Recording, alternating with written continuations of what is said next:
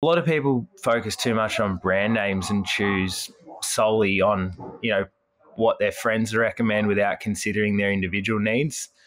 And not really a day goes by where I don't have someone come in saying, I've been doing a bit of research and...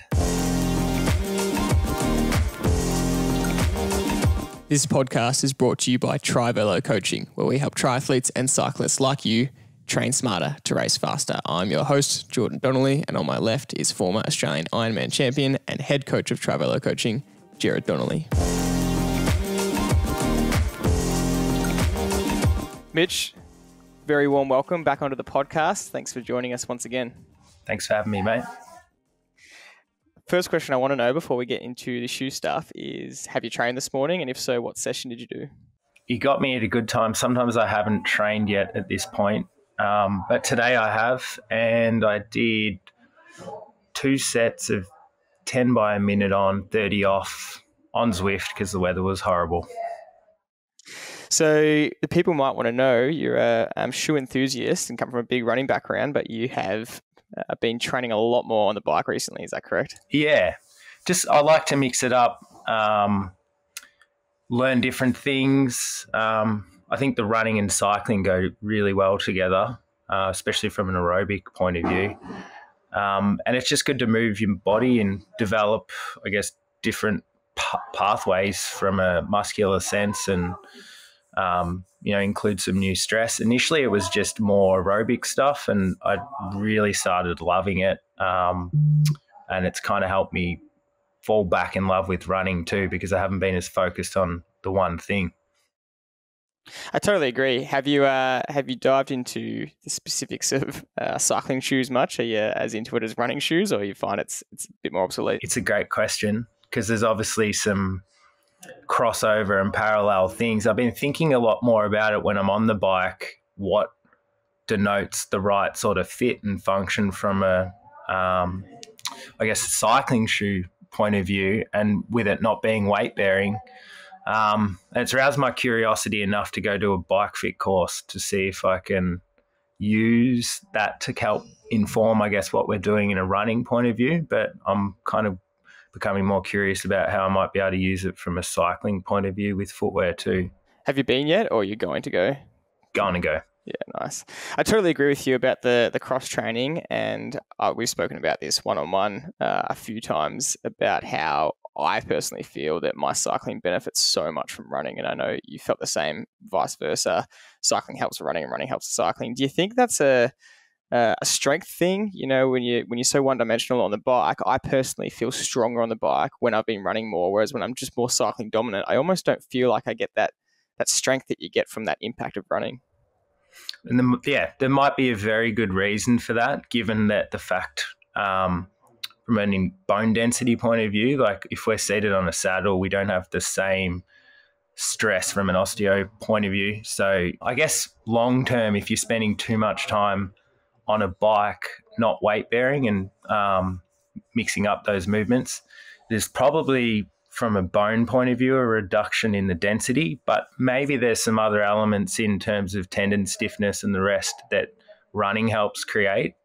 And you can miss that if you just stick with the same, cycling only. Yeah, for sure. I definitely anecdotally feel it. I'd love to see some pretty hardcore studies, but the reality is a lot of cyclists don't run just because of injury and previous injury, and they kind of have to tend to just stick to pure cycling, and that's where strength and conditioning comes in, which is a whole other topic. So we'll stay off that for now, and we'll get into another area of your expertise, the main area of your expertise, and that's shoes. So I want to start off on a bit of a topic that is really about picking the running shoe, and you are really good at understanding the technicalities of the shoes themselves, plus foot mechanics, plus general biomechanics, and that is definitely your strength. But it's very interesting that I have this experience with you, and a lot of people do when they come to buy a shoe off you.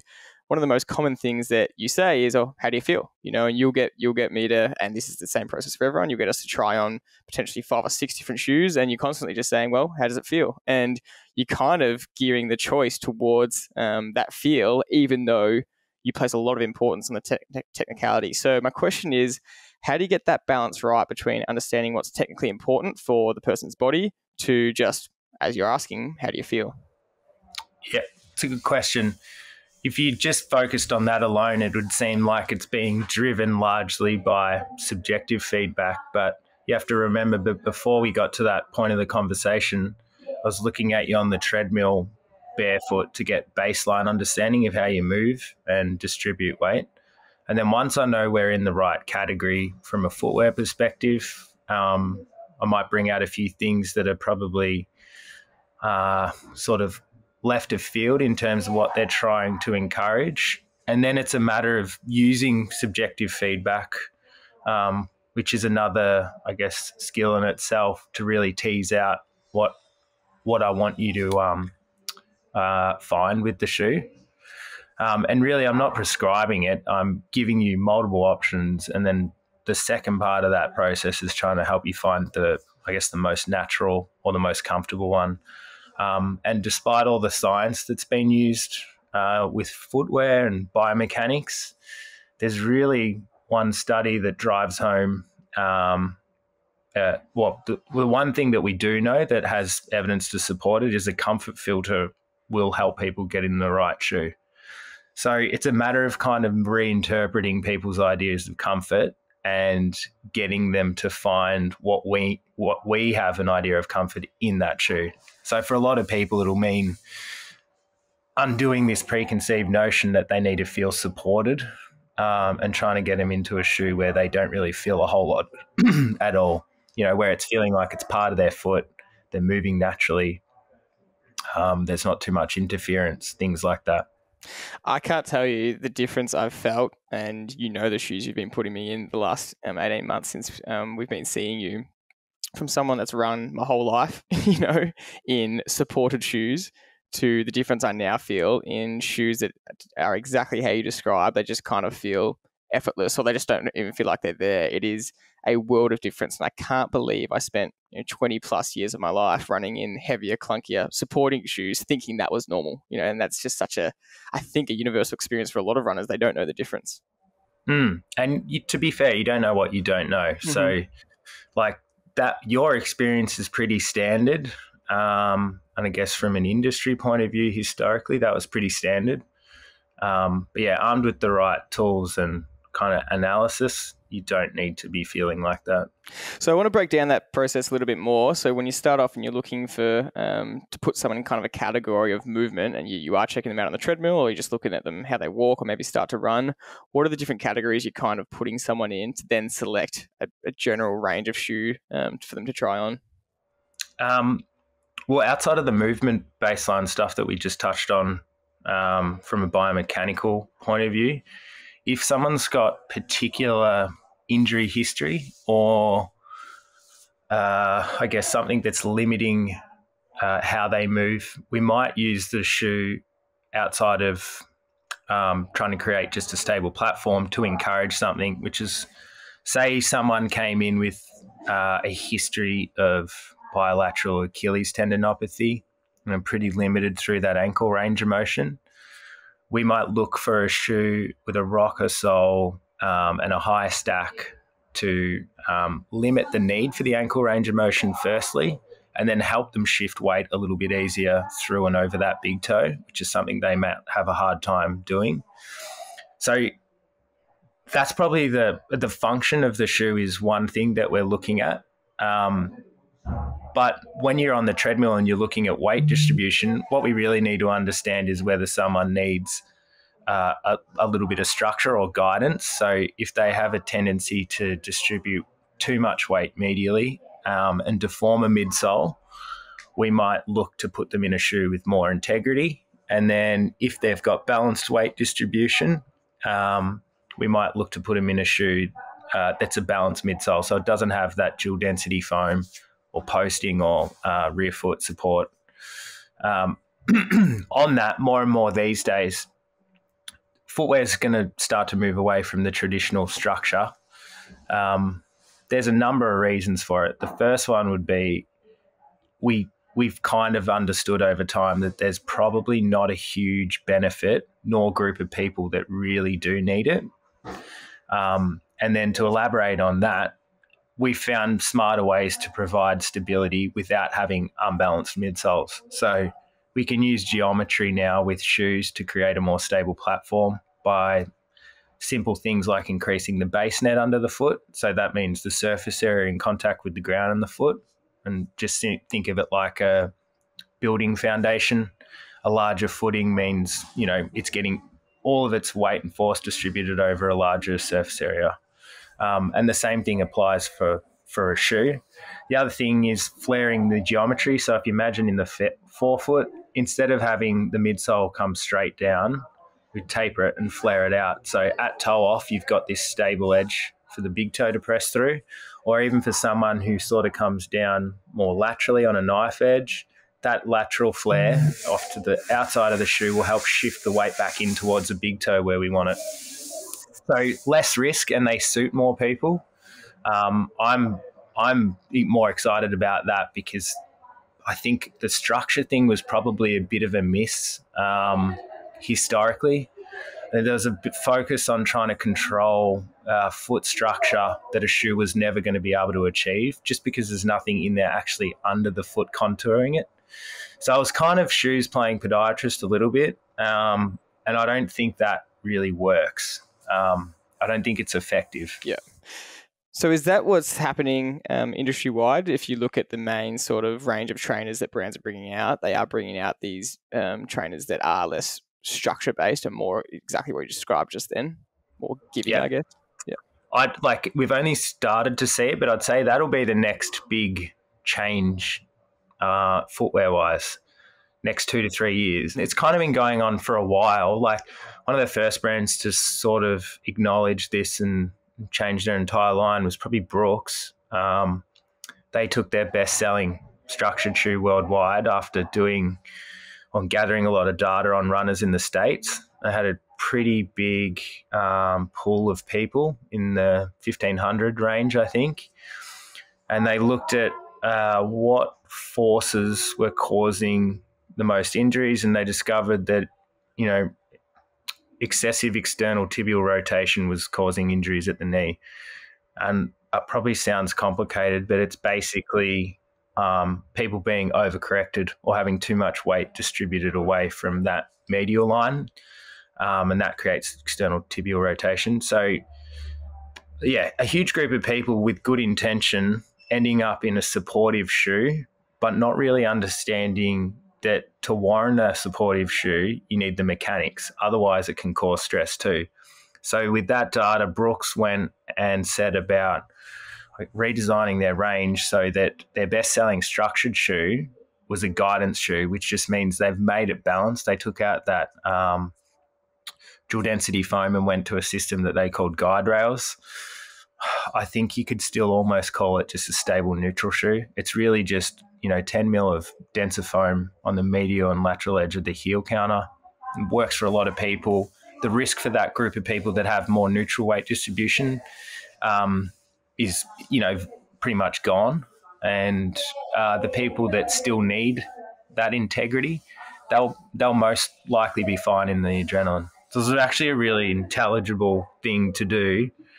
The next brand that's been really heavily focused on structure for a long time, ASICS, have even in the back half of this year taken their best-selling structured shoe, definitely in this country anyway, which is the Kayano.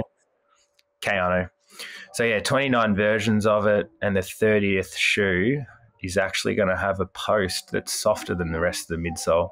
And they're saying that their testing shows that it's more stable than their previous versions, which is funny because if you argue about, of which we do often, argue with them about what's the right way to do it, they would say, testing's showing this. And then a year later, their testing's not showing that. So yeah. It's all pretty technical stuff. And I ask these questions because it's good to just even get an insight into what you're thinking, what shoe companies are thinking. But I guess a broader question is, how important is it that the general athlete understands this and knows this, because it can sound very technical very quickly and be a little bit overwhelming. Yeah, I guess the thing you need, you probably would want to know whether you've got neutral or structured mechanics as a baseline, because armed with that, you could go into a shoe store in anywhere around the world and say, even if you don't really know what you're doing, you can say at least to them that you only want to try neutral options because you know that they suit you. I think the other stuff is probably not that important. If you don't want to get it wrong, you just go see a run specialist. Like, that's what we're there for, to help take all of the complexity out of it and just guide you along the process and get you in the right shoe. Can you give us a pretty layman's terms example of what a neutral runner would look like versus a structured runner? Yeah. A neutral runner generally balanced. So if I look at the rear foot of a shoe and then the medial edge, most of the posting generally occurs under the midfoot, sort of just behind the first MPJ, back to the calcaneus, which is the heel bone. And if we cut a cross-section... You're really good at technicalities, but I'm going to pull you up on everyone. Put the posting. What do you mean by posting in the shoe? So we're looking at the shoe right now. Foam. So yeah, if we cut the back of the shoe in half, like imagine a cross-section of the shoe, what you would see is sort of a graduated wedge like this of a foam that is denser compared to the rest of the shoe. So as the foot lands and shifts weight, which it naturally does, towards the medial edge or towards the big toe side of the foot, that dual density foam on the inside edge is less compressible. So that means it's more resistant to being deformed. And, that's historically they thought that they could control forces of pronation with something like that, which we know they can't. Just with a midsole, you would need a device like an orthotic after the point to control that, which is why it's kind of become less important and probably a little bit more redundant. Versus the structured? Yep. So, yeah, structured shoes, they have the dual density foam in a simple sense, or a type of structure. A neutral shoe doesn't. It's just one density foam the whole way through. And that doesn't mean they're not stable. It just means they don't have any thinking. They're trying to control weight distribution. Yep. So they're balanced. Yeah. And so if someone, I guess they're on a treadmill, you're looking at biomechanics, obviously seeing a run specialist like yourself is going to be a really easy way to get some help into what you do. But what are some indicators? Is it just some sort of pronation either way, medially or laterally, inside or outside, that indicates that you're not a neutral runner? Or is there other factors that you're looking at? Yeah, so for me and for us and the way we look at biomechanics, pronation has very little to do with it, which will probably shock a lot of people, because that is a natural mechanical movement that we want to see occur. And most people are going to have a degree of that. It's not a problem in itself because it's the way that the foot absorbs shock and then creates propulsion. So we're not trying to control that. What we're looking at from like a center of pressure idea, so that's probably going to sound complicated too. We want to see, if you imagine a horizontal plane, we want to understand where most of the weight is being distributed on that. So when we're looking at a foot barefoot, we're trying to understand whether the foot has weight being distributed in a bias sense towards the medial or lateral edge. And then when we look in a shoe, we want to see how it translates. So if we're seeing the shoe compress medially, we know that there's being too much weight distributed there. So we want to try and offset that by giving the midsole a bit more integrity in that area. That might be going to a structured shoe. And in another sense, on the opposite side, if we see too much weight being distributed through the foot structure to the outside edge, well, we definitely want to avoid a structured shoe because that can create that to be exaggerated or overloaded further. But we probably also want to stay out of shoes that are soft through that lateral edge because they can compress and keep the weight distributed out there. Does that make sense? Yeah, it really did. And I guess would an accurate summary be it's not so much about the direction of the person's rotation, but it's where, as you just kind of, the key word you used just then was kind of that pressure point where the foot's actually, I guess, lifting off and that where that sense of pressure is that correct? Where it ends up being medial or lateral? Yeah. Yeah. And so how many shoes are you kind of thinking of when you start this process? Is it literally 150 potential trainers, or is it a top 20, or is it kind of just 6 to 12 main shoes that you're kind of thinking about? We want to give people choice. So we generally bring out 4 to 6 options. Mm-hmm. How wide's the pool that you're personally starting with, do you think, that's a possible applicable trainer that you could choose from before narrowing it down to 4 to 6? How many do I think there's a pool of? Yeah, that's actually relevant. Well, we would probably be able to offer 12, 15 per person. But we know enough that we don't need to do that because we can narrow it down to 6 that are going to be better. Like, if I've seen their foot, I know width-wise, 4 of them are out. And then, if they're pretty lateral, well, then I know another 3 are out, and we've got a pretty, condensed version already.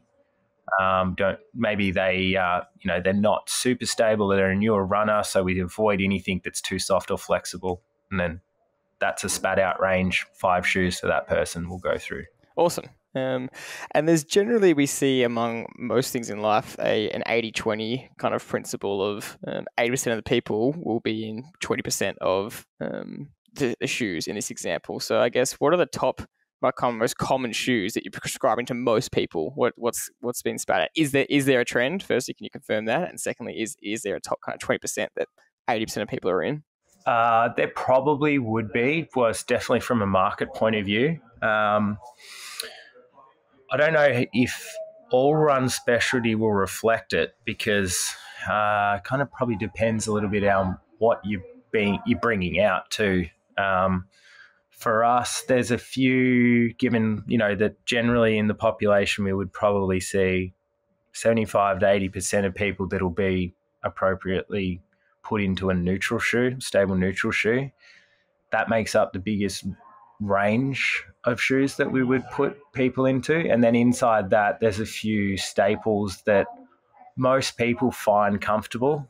That could be for 2 factors, I think, normally. One is that a lot of the people that we see being general public and recreational level athletes or age groupers, they're not necessarily after something that feels like it's super bouncy or really responsive. They actually sort of gravitate towards things that feel predictable underfoot.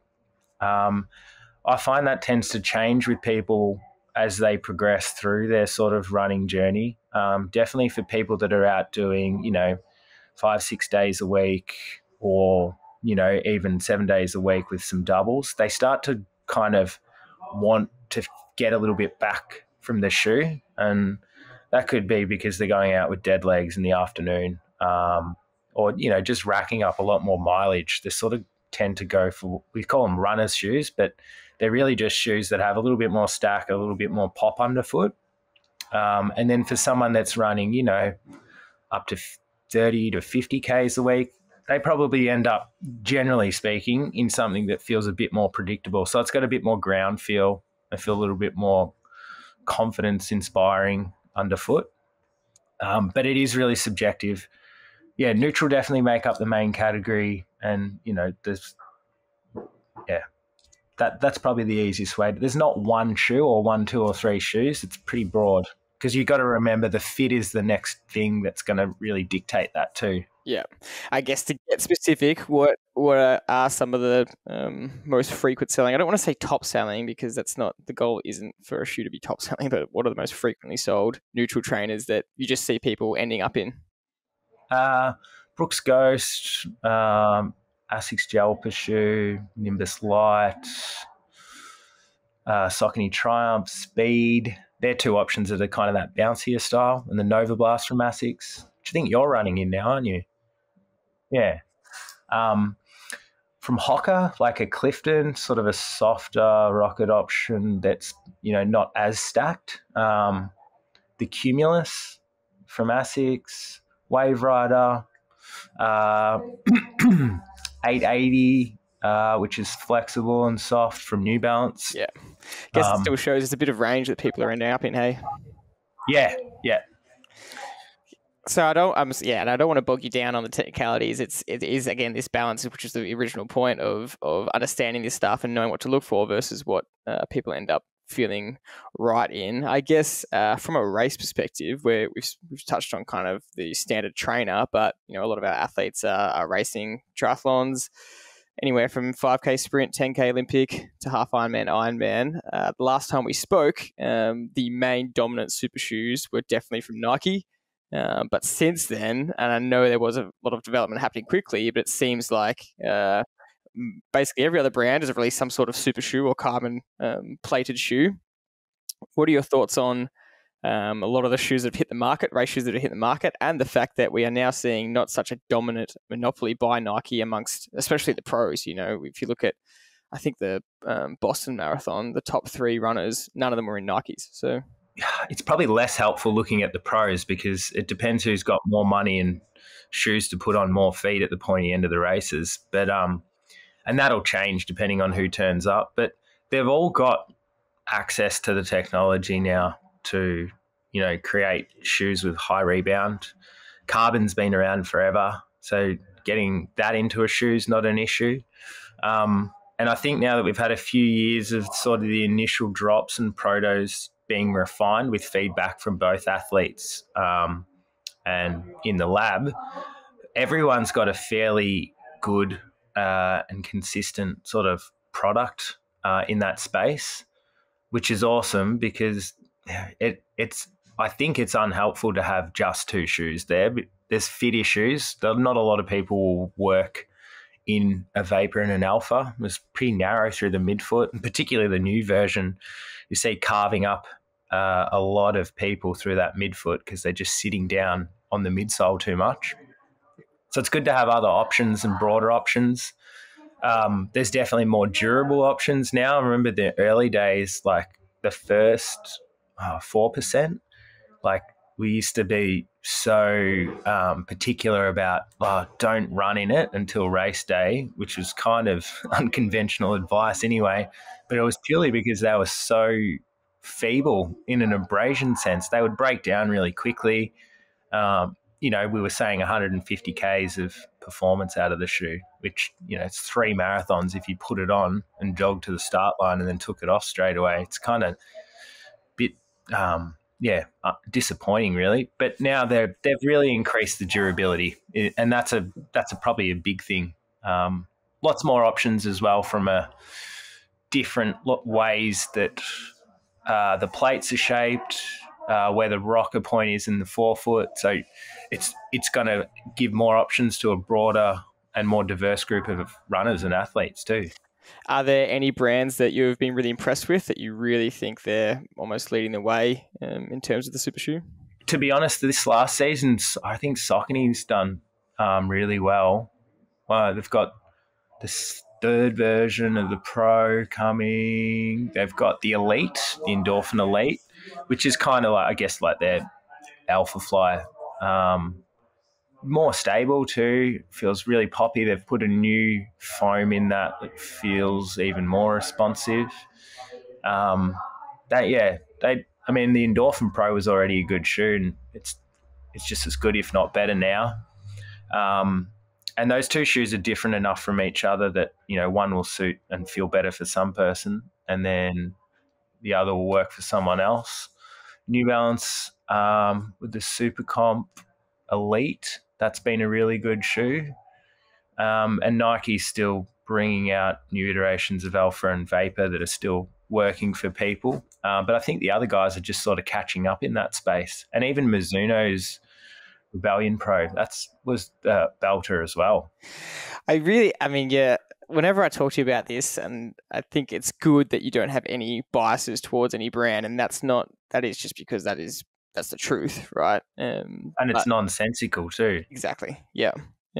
But whenever I ask you these questions, it feels like the answers kind of come off vague because I fire questions about you like this all the time.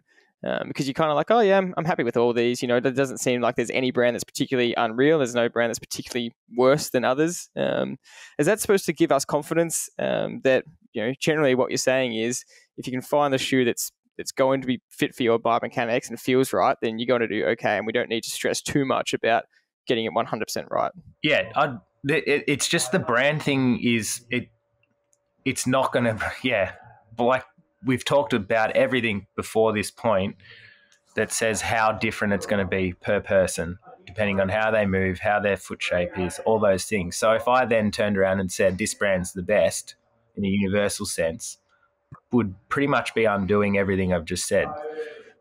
So it just doesn't work like that. Even in a daily trainer or a race shoe, we just need to get as many as we can on your feet and help flesh it out. Yeah, that's awesome. So what kind of mistakes do you think, what kind of mistakes are you still seeing then? And I'll start off with just the general population. What are you still seeing happening that you think people need to know about? Probably the biggest thing is, just to relate it to what we were just talking about, a lot of people focus too much on brand names and choose solely on, what their friends recommend without considering their individual needs. And not really a day goes by where I don't have someone come in saying, I've been doing a bit of research and then I get it. Like, it's good to be informed, but all you're doing when you research shoes, unless you're looking purely at objective measurements on the stack height and, the level of cushioning and stuff like that, is just taking someone else's opinion, which might not be relative at all to what you need. And it's unhelpful. So you get away from that and just keep an open perspective. You're going to always end up in the right shoe. And that might change all the time. You might end up in a Brooks Ghost 14, and then the next time you try on a bunch of shoes, you end up in a totally different brand. And that's okay, because that's what suits you at that time. And they do change as they, update models as well. The other thing is, like, people not considering their foot types, such as the width, the weight distribution, even things like your foot structure and how high it is. Some shoes are just not going to suit you because of those individual characteristics. So we've got to look at that as another factor. Buying online and not trying shoes on properly, it's crucial if you're going to run in a shoe for 10Ks, let alone 40, that they feel good and that you've tried them on and made sure you can run. And that means getting up and jogging in the shoe, which is what we do in store. But you can't just sit down and put it on your foot. I can almost say every shoe these days is going to feel pretty good from a first sense. But it's only when you start to run and put some force through it that you're going to get the feedback that's really required to make a decision on it. My biggest pet hate is choosing shoes on appearance. Again, it's about as helpful as choosing a shoe on a brand name. Not going to get anywhere doing that, and there's a very good reason we've hidden the mirror in the store. I get some people want them to look good, but it's more important that they function well. You can look good when you're not running. If it's performance orientated, put it out of mind and get in the right shoe. Another one would be replacing shoes soon enough. So they do have a lifespan, should be replaced after, certain amount of Ks or time. And there's simple reasons for it. If we don't replace them soon enough and you keep the same training load and the shoe gets really compressed, then we're going to see a load spike on the body. So it's to avoid discomfort, injury, and those kind of things. And probably to conclude, the last one would probably be choosing shoes based on what you're attempting to do. So if I'm running trails, and particularly this time of year when it starts to get softer and wetter, a trail shoe is going to be more appropriate in some settings than a road shoe. And that can be partly to do with stack height. So if we're placing the foot on continually uneven terrain, there's a risk increased with a higher stack shoe or a soft shoe. Just, you're moving your center of mass further away from the ground. So we can see an increase in acute risk like ankle rolls, stuff like that. So, make those kind of considerations too. If you're racing, you're probably going to be better off if you really, have goals in mind in a race shoe rather than a mileage shoe. It's going to give you more responsive feel. It's going to be lighter, the swing weight's down, all those things. They're probably the main ones. It's got to... And this isn't more about selling shoes, but if you're invested in your sport, you might end up with 3 or 4 different pairs of shoes if you're running on trails, racing on the road, and having 2, shoes you do mileage in. Yeah. That's you just nailed some absolutely brilliant points for people to think about, and one in there, which was a probably pretty big myth you've just dispelled, which I think needs to be restated, is not having, I guess, brand preference, and that goes both ways. And am I correct in saying that just because a brand hasn't fitted you before, you shouldn't rule it out forever, the same way that just because a brand does fit you, you shouldn't stick with that shoe forever? Yeah, exactly. Like someone will come in often to the store and say, I can't do Nike because of this factor. Like they're too narrow for me. And it's just not true. They've got wide shoes as well. The one shoe that you tried that other time isn't a summary for the brand in total. And like sometimes those factors that are listed with why the brand doesn't work are like unrelated. So you don't use brand. And we, even when we put people in to say they end up in a shoe and it's a Brooks shoe or an Asics shoe, we always reiterate that next time they come in, if they're not time poor, it's worth doing it every time. Even if you end up in the same shoe, at least you can say you tried multiple options, and we know then you're going to end up in something that makes sense mechanically and feels good. I guess it comes from historically, as you mentioned earlier in the podcast, brands have kept their structures pretty much the same. So unless they're doing a really big overhaul of the integrity of the shoe, a Brooks Ghost last year, the new version is probably going to be pretty similar. It's not going to be that different. So that's why people would feel safe going, well, I've run in that. It was awesome. I just want the Brooks Ghost again. Yeah. It makes sense. You've had a really great experience with a pro athlete that I want you to talk about in terms of understanding foot mechanics and a real lack of understanding of foot mechanics. Can you explain to the listeners what happened when you got approached by a really high level triathlete who was having serious shoe problems and had chronic injury that you helped get rid of? So yeah, she's an Olympian and our highest placed athlete at Tokyo. And I'm sure she'll make to Paris too. She's been struggling with a 6-month-long issue, and I guess it was kind of largely a last-ditch effort to sort of see if the footwear might have had something to do with contributing to it. And she had initially been diagnosed with a tib post and flexor longus overload, which is basically two tissues, connective tissues that run down the medial side of the foot and tibia, and often thought to be overloaded with running when people overpronate or dump too much weight medially. So it was you could see based on the symptoms why they would have gone down that road. But when I had a look at her on the treadmill, she was super stable despite having sort of a flatter foot structure. She's really strong. She does everything right. She does all the extra stuff. She's got really good S&C program, and I can just tell above the foot, there's no way she doesn't have that tissue capacity to deal with that kind of load. So immediately I was looking for what's not occurring when she's running, like what is sort of the missing picture here.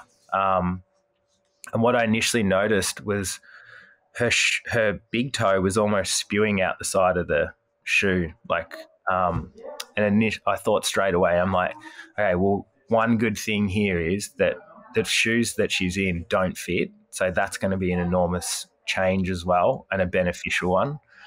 And it was significant. She was probably in a shoe a size and a half too small, which is about almost like 12 to 13 mil too short. And this is still so common. You still see this in most people, right? That they're wearing shoes that fit tight every day. Every day. Yeah. And so if we think about what the big toe's role is in that windlass mechanism, where it has to actually whip through and engage to create propulsion, she's missing that entire part of her mechanics. Her foot is so jammed up in that shoe that she's basically got a fist at the end of her leg. And she's still running at a high level, which is incredible. So as soon as we got her out of that shoe, I said, look, you're going to be frustrated that this is a really simple thing, but your shoes are just way too small. And you're getting a lot of interference from that alone. So we put her into a bigger shoe. She immediately felt better. And I think she said she was about an 8 out of 10 when she initially came in. And then a couple of weeks later, we had another little look at things and watched her move. And we started to see that whole whole side free up and start to move properly. And that was because a lot of her foot structure had been so jammed up and limited in how much range had gone through. After the physios had sort of worked on mobilizing those structures, everything started to articulate properly again. She was able to engage through that big toe. And instead of overloading those tissues that she was to create propulsion, she was now able to use the muscles that correctly needed to be used to get over her big toe and toe off properly. So it was a really good change. It was a simple change, and you would, like, a lot of people would be probably dismissing it that it could have such an effect. But I'd say probably the biggest thing overall that people get wrong is the fit of the shoe, and it'll have a profound impact, a negative or otherwise. And just that change, was that enough for the injury to basically go away and stay away? So sorry. 2 weeks later, it went down to 2 out of 10. Now it's kind of non-existent. Yeah. Did you end up changing, the actual shoe brand and model as well as going a different size? We've got her in a few different things depending on what she needs to do at the moment. So she's in, I think she's in 4 different brands. So that's, again, summarising the fact that one brand's not going to work for her. We've got her in a Hoka for one type of need. We've got her in an ASICS shoe for another. We've got her in 2 Saucony shoes. One other, but I can't remember what it is. But yeah, she's in quite a diverse range, and it's based on specific needs for different sessions, recovery days. I've even got her in a different shoe for days where she's not running at all and she's in the gym, and we want to encourage range of motion through her feet. So that shoe's a really flexible shoe. It's a flat shoe. It's going to ask more of her calf and soleus, which is what we wanted to sort of achieve. And it's going to get her moving her metatarsals more and using her big toe more when she's, doing gym work and just walking around. It must have been a pretty rewarding experience for her, or maybe rewarding is not the right word. Like you said, a simple solution to get rid of this 6-month problem, but it must have been relieving for her. Yeah, I think for her, part frustration, but it's always good to get on top of something like that. For me, I love it because that's why we do the job. Like those more complicated things, or where we need to really problem solve, that they're the most rewarding days when you can really get someone moving better or feeling better. It must be harder for a professional athlete, because a lot of them would like to get a shoe sponsor where they can commit to one specific brand, but you're kind of saying that that's just really not helpful for a pro athlete. That's really not what they need. You know what's interesting, actually, on that, even related to this athlete that we're just talking about, she's smart. I had other brands approach me to say, we will look after her, permanently.